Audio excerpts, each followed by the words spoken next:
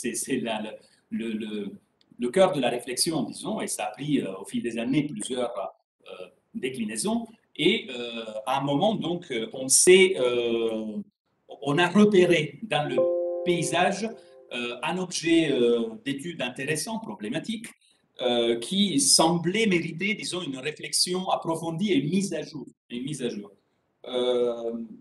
Puisque de nos jours, ce mot ne signifie pas forcément la même chose pour un certain nombre de spécialistes de différentes disciplines de sciences humaines et sociales, globalement, qui sont réunis au sein d'Alice. Le dialogue n'est pas toujours aisé. En quelque sorte, disons, il y a une polysémie autour de ce mot. On pourrait regrouper en deux grands faisceaux, disons, on a une conception éminemment matérielle du paysage comme un aspect tangible, un aspect visuel, un aspect tridimensionnel de la mise en forme de l'espace comme le résultat de l'interaction entre l'homme et l'environnement. C'est comme ça que les archéologues l'entendent très facilement, les géographes aussi. Et puis toute une autre tradition, qui n'est pas en contradiction, bien entendu, qui met l'accent sur, et qui est même la plus ancienne d'ailleurs, dans l'étymologie même du mot, dans l'émergence du mot dans les langues européennes, qui met l'accent sur les aspects éminemment visuels, sur le point de vue d'un observateur, et qui mène à des définitions plus esthétiques, plus artialisées, disons.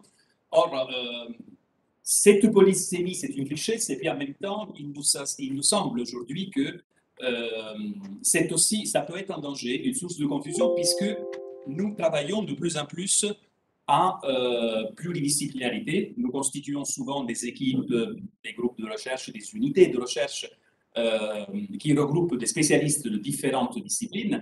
Et ce qui fait que aujourd'hui, entre chercheurs déjà, et puis même vis-à-vis des étudiants, ça peut devenir un élément de confusion également. D'où l'idée d'un état de l'art, voilà, comme on a voulu intituler ce projet, un état de l'art, un point de la situation, une occasion pour convoquer historiens, géographes,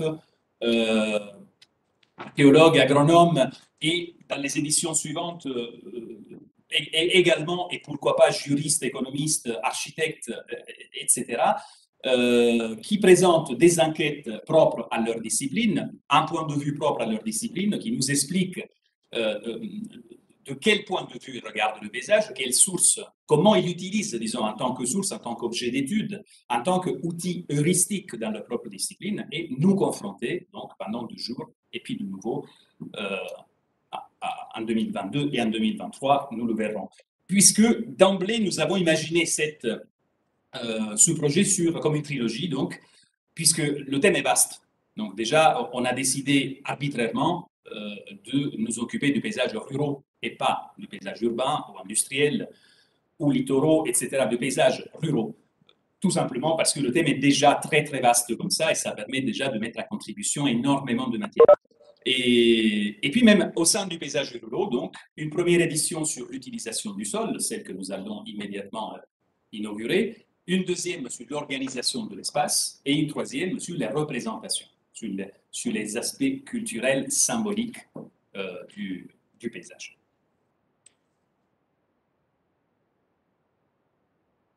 Donc voilà, on va inaugurer cette première édition dans laquelle nous nous concentrons sur les composantes matérielles des paysages ruraux. On va parler géomorphologie, pédologie, hydrographie, végétation, infrastructure, bâti. Il sera question de témoins matériels, de témoignages, de représentations portant sur l'utilisation du sol, donc sur les ressources, la production, le peuplement, dans une approche synchronique, parfois perspective même, et diachronique, matérielle et culturelle. Les implications contemporaines sont évidentes, elles ne manqueront peut-être pas d'être soulignées et d'être débattues. La pression anthropique sur les écosystèmes, l'agriculture du futur, le débat sur l'anthropocène sont tous des thèmes qui sont liés à ce dont nous allons débattre très rapidement. Donc, il est temps de laisser la parole aux protagonistes de ces journées d'études. Je rappelle donc 30 minutes de parole chacun, 10 minutes pour les questions. Et le public à distance peut soit lever la main pendant les questions, soit même les anticiper en m'envoyant un mail, pardon, un chat pour s'inscrire en quelque sorte, et donc je leur donnerai la parole le moment venu. Et une note technique, donc je prie tout le monde, si vous voulez parler sans masque, qui est quand même plus agréable, de nettoyer à la fin de votre intervention le micro de façon à laisser la place, disons, la plus propre possible pour le suivant. Voilà, donc je laisse la parole à Sarah pour la présentation de la première session. Bonjour à tous. Alors, cette première session, nous l'avons intitulée « Aux sources des paysages ruraux ». Aux sources des paysages ruraux, l'objectif est, vous l'avez compris, de confronter différentes disciplines et, pour cette matinée, au sein de ces disciplines, de confronter chacune des sources, soit qui leur sont propres, soit sources qui sont communes à plusieurs de nos approches du paysage.